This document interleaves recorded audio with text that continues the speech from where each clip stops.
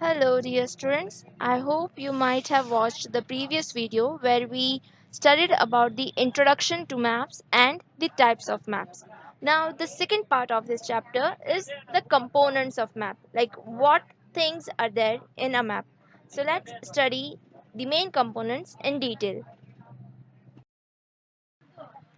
So let's study the components of map. When we say components of map, we mean the basic details which are like the map consists of that region, but how can we understand this map with these components?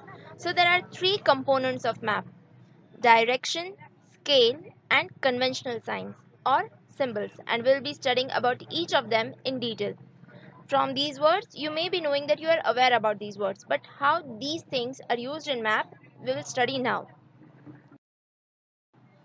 Now students, first thing is direction. Here I have given you the image of certain image which you always find in a map, which points towards the north. So how do we understand a map with the help of direction? Here the maps are always shown facing north. And then how do we know? From the sun we can see, like if you have the sun rises in the east, and if you are standing facing the east side, to your left you have north, to your right you have south, and towards your back you will be facing, you will be having the west direction. You have studied this concept, and the same way it's followed in maps. Now, besides the main directions, we also have the cardinal directions, the directions which come between the main directions. Like between north and east, we have northeast. Between east and south, we have southeast. Between south and west, we have southwest. And between west and north, we have northwest. Now, the names of these directions in Hindi language: north is Uttar, northeast is Ishanya, east is Purv, southeast is Agni, south is Dakshin, southwest Nairutya, west is Paschim, and northwest is Vayavya.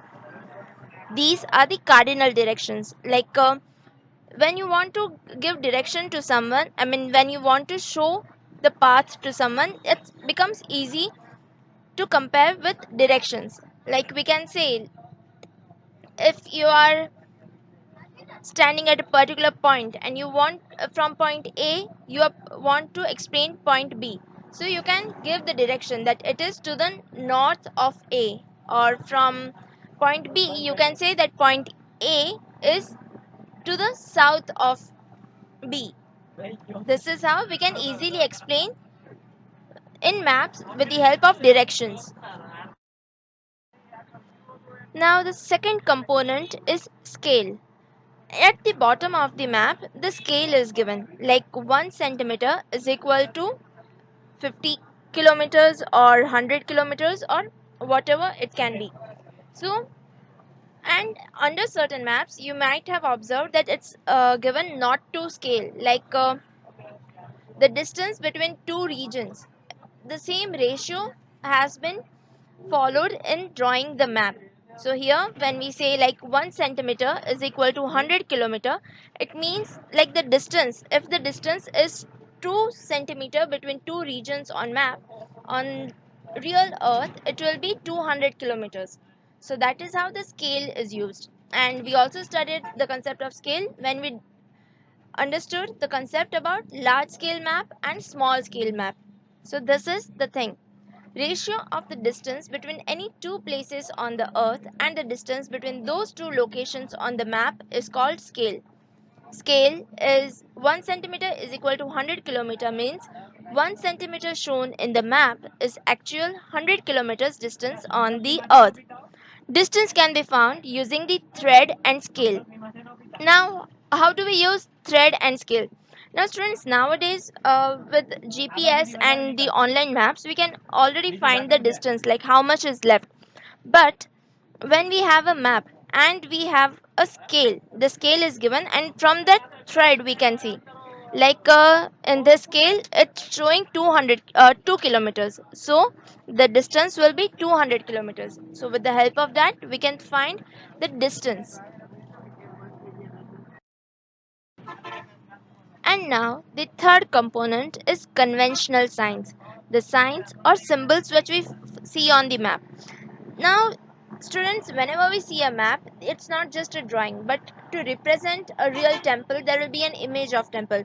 To represent the capital, there will be a fixed symbols will be there. As we studied for industrial maps, like to show pharmaceutical industries, a capsule was drawn. So same way, there have been universal conventional signs or symbols which we find all over the map. These maps, I mean, it's not like these symbols will be different in different countries. They have been accepted all over the world. And besides the symbols, there are also certain colors or even alphabets. There are certain lines used, and even the shadows, like the depth of the color or the shades of colors. These kind of things show how, I mean, if we know about these conventional signs, we can easily understand the map. Various physical and cultural details are shown in the map with the help of some signs which are called conventional signs. Definite alphabet, shadow light, color, pictures, and lines are used. Physical and cultural details can be easily be shown with the help of conventional signs. These signs are simple and are universally accepted language. There is an international agreement regarding this symbol or sign. Now here, I've given you certain conventional signs and symbols that are used on maps. Besides this, you are also given a image in your textbook.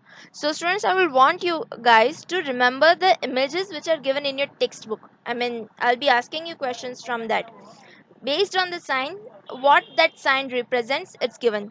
There are also alphabetic symbols like PO stands for post office, PS stands for police station. So these are the alphabets or symbols which are used as conventional signs. Apart from signs, different physical and cultural details can be shown with the help of different colors and chloroplasts. Physical and cultural details given in the table are shown in the map with the help of colors. In your textbook, you are given a table where what does particular color represents on a map. With the help of these, I mean, you don't have to use many words for understanding map. Just from the colors or the different shades, we can find what is there in that particular region. Now, let's study about India, the location of India. India is a vast land part. India lies in the northeast hemisphere of the earth. Here we all know that when we divide as per the northern hemisphere and southern hemisphere, India comes in the northern hemisphere, and that too when we find according to the direction, it's in the northeast part of the northern hemisphere.